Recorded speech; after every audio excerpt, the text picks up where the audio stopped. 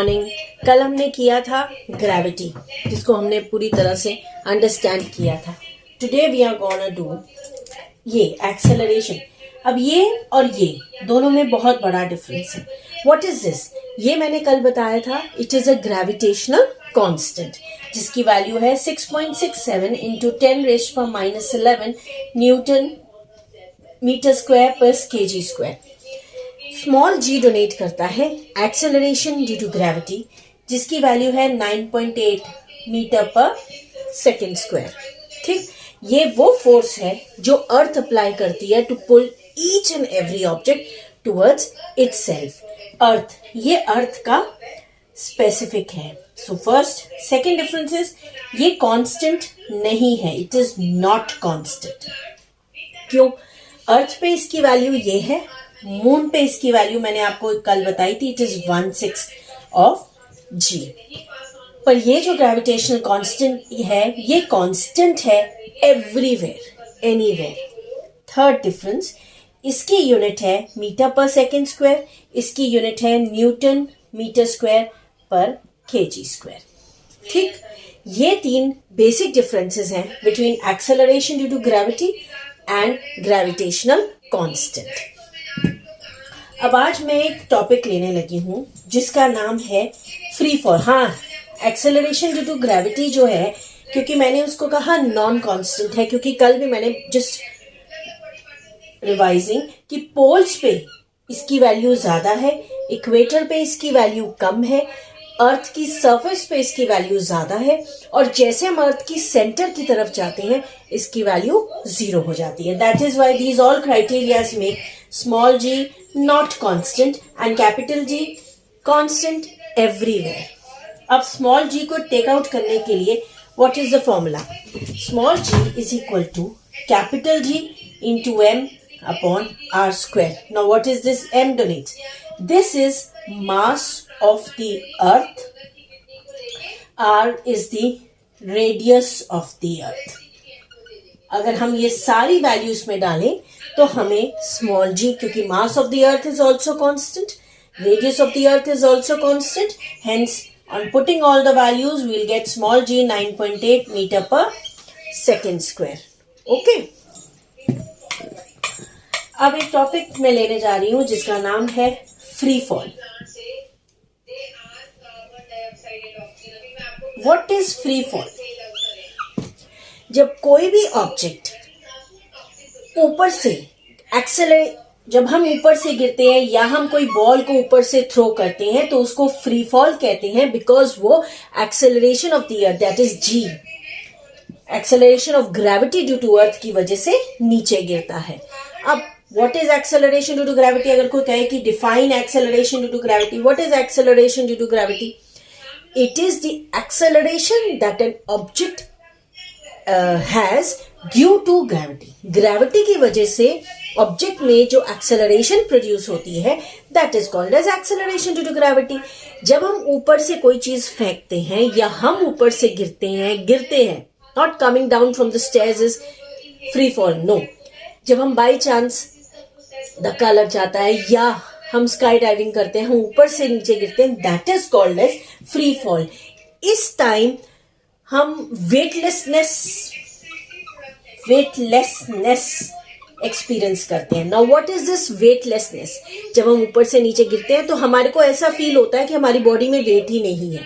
Okay, when you are jumping from a second stair, jumping from a third fourth stair, तो आपको ऐसा लगेगा कि आपकी बॉडी में वेट ही नहीं है। You will experience weightlessness and this weightlessness is due to acceleration due to gravity. और जब हम ऊपर से नीचे गिरते हैं तो ऑब्जेक्ट चाहे हेवी हो चाहे ऑब्जेक्ट लाइट हो, उसके अंदर सेम एक्सेलरेशन प्रोड्यूस होगी, which is due to acceleration due to gravity 9.8 metre per second square. कुछ फर्क ही नहीं पड़ेगा कि मैं पेपर फेंकूं या मैं एक मेटल बॉल फेंकूं, दोनों same acceleration 9.8 metre per second square से नीचे गिरेंगे। Okay, heavy and light object का कोई डिफरेंस नहीं होगा। सेकेंड पॉइंट पर देयर इज अ कंडीशन। पर अगर मैं कोई ऐसी ले लेती हूं एरिया जहां पर अब आई टोल्ड यू कि ये हमारी जी है, ठीक है। मैंने कहा एक मेटल बॉल है और एक फेदर है।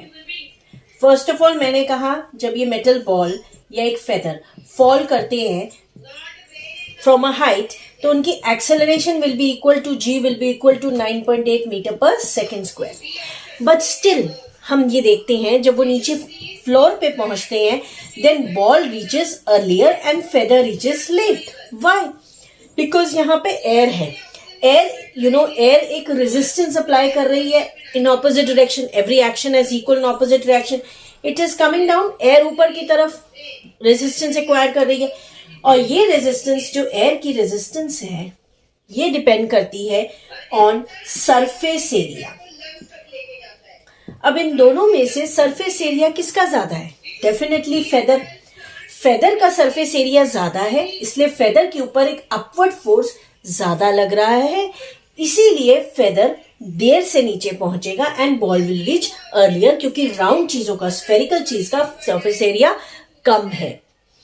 तो फेदर एक फ्लैट है, ऐसे खुला हुआ है, तो इसका सरफेस ज्यादा है ना, उस सरफेस के ऊपर ज्यादा एयर रेजिस्टेंस एक्वायर हो रही है। एयर रेजिस्टेंस ज्यादा होने की वजह से वो देर से पहुंचेगा, और ये राउंड है, छोटा है, तो इसका सरफेस एरिया, ऐसा नहीं कि इसका वेट ज्यादा है इसलिए नीचे पहुंच रही है, नहीं, it is because of this.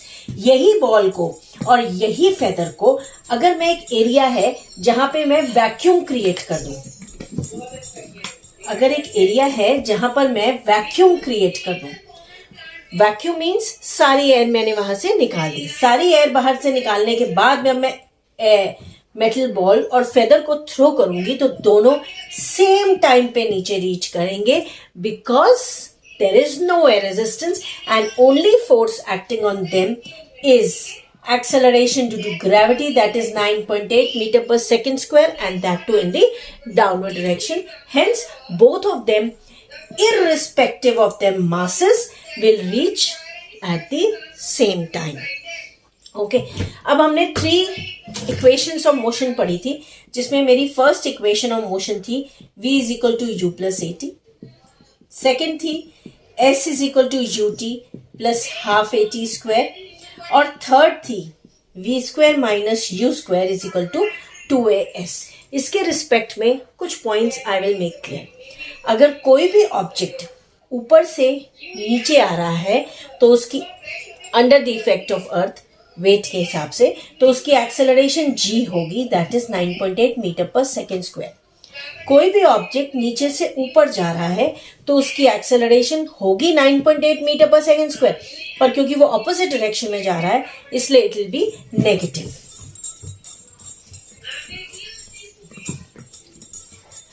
कोई भी ऑब्जेक्ट को मैं ऊपर से नीचे थ्रो कर रही हूं तो उसकी इनिशियल वेलोसिटी 0 होगी।